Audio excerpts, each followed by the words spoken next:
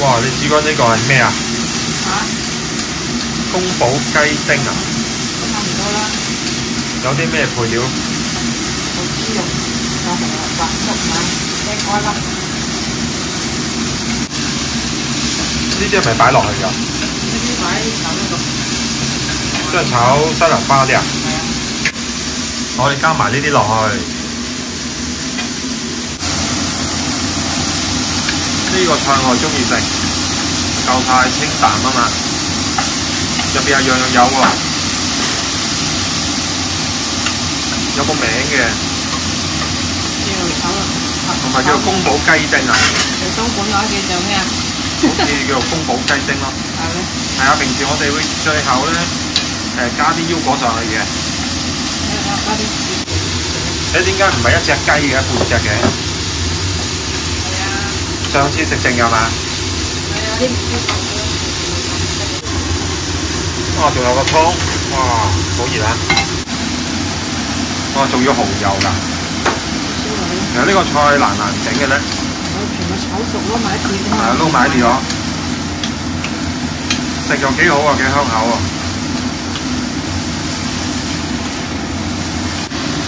齊晒味㗎？齊晒啦，加埋腰果嚟。哇！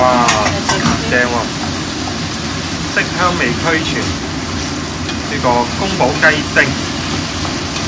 唔使俾啲葱啊蒜啊。呢個係汕尾魚蛋，就咁用蒜炒㗎咋？我用啲水煮佢先。哇！熱辣辣喎！呢條斑嚟嘅喎，幾多錢啊？今日買80蚊咯。80。係。啲熟油嚟㗎啲。哦，要加啲熟油哦。80蚊都算大喎，如果而家睇個 size 啊，豉油係咪硬少少俾㗎？陣間食佢俾。跟住啦，整汕尾魚蛋。俾佢煮下先。但呢只淨係肉嚟嘅喎，冇魚嗰隻純魚喎。係啊，呢個我買㗎。呢個買㗎？係啊，我自己整嘅。要煮幾耐啊？滾一陣咯。滾一陣，跟住又硬少少咧，等啲水冇咁多。再加埋啲蒜落去，使唔使夾打芡嘅？芹菜嚟嘅，唔使打芡。哇，好香啊，好香！有種嗰啲魚味啊！大隻魚啊！係啊，呢個菜係簡單啦，汕尾魚蛋。不過下次你試下自己煮啊！好耐冇魚買啊！等過年啦，自己煮啊！見唔到有膠魚買。自己打魚蛋。好啦。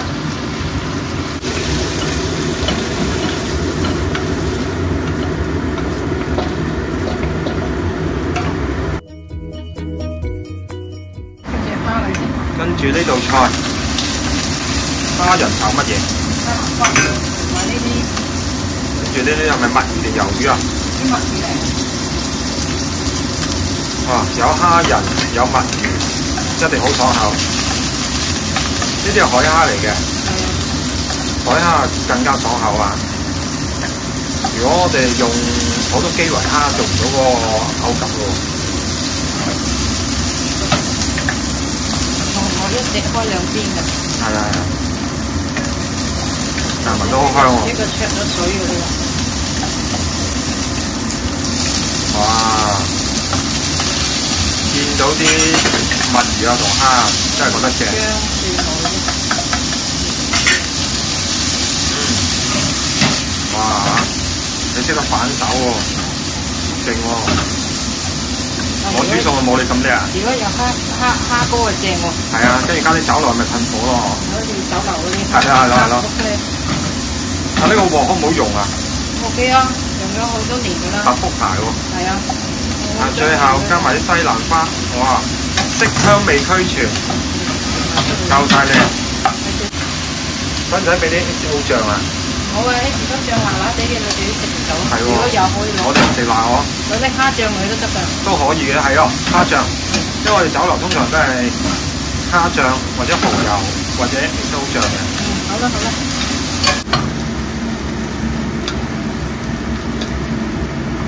哇！好大兜喎，裝唔晒喎。係一個西蘭花。係啊係啊。簡簡單單嚇。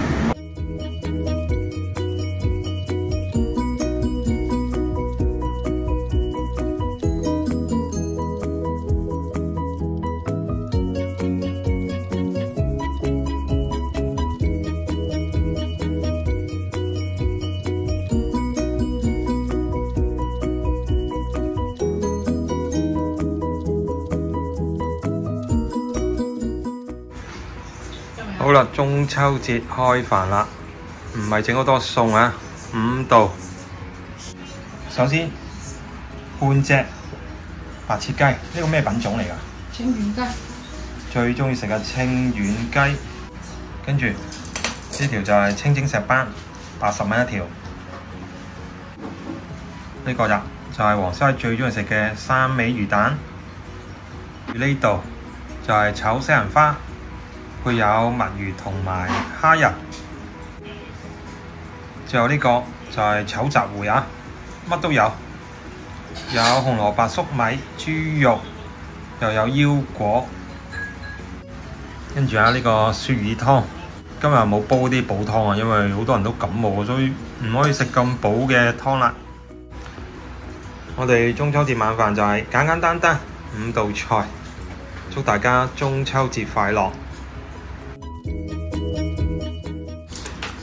試下雞先，呢度半隻啊，清遠雞，哇好白喎，個肉好靚喎，少少豉油啊。哦，白切雞應該好多人都中意食嘅。好滑喎！呢隻雞蒸幾耐啊？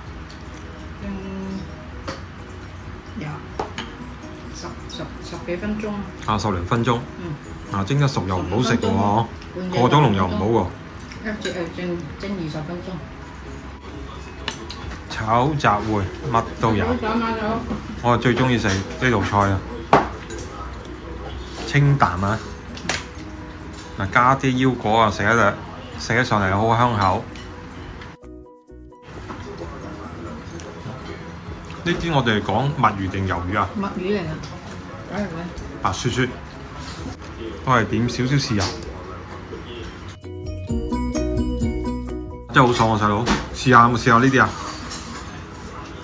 好爽好爽，佢唔會韌喎，好味喎，好爽。整嚿薑先，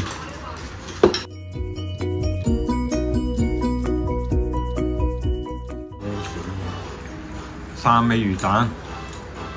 今次又冇嗰啲純魚肉嘅種類啦，淨係呢隻。好香喎，師奶。佢係咪加咗啲嘢啊？所以特別香㗎。大地魚粉咯。大地魚粉。即係咪整嗰啲雲吞麵嗰啲咁啊？嗰啲湯啊，大地魚粉。嗰啲魚。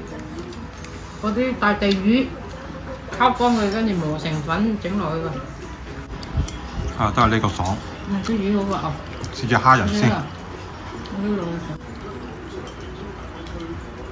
今日啲魚係咪比平時貴咗10零20蚊一條啊？係啊，貴少少咯，10零20蚊係。通常啲人係中意食斑啊。年年有餘。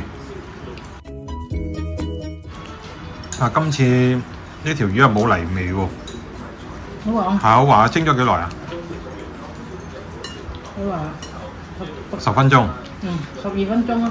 啱好咯，即係唔會有啲肉好韌、好霉啊咁咯。佢又冇泥味喎 ，OK 啦。好啦，各位觀眾，今集就講到呢度，多謝大家收睇，我哋下次再見，拜拜。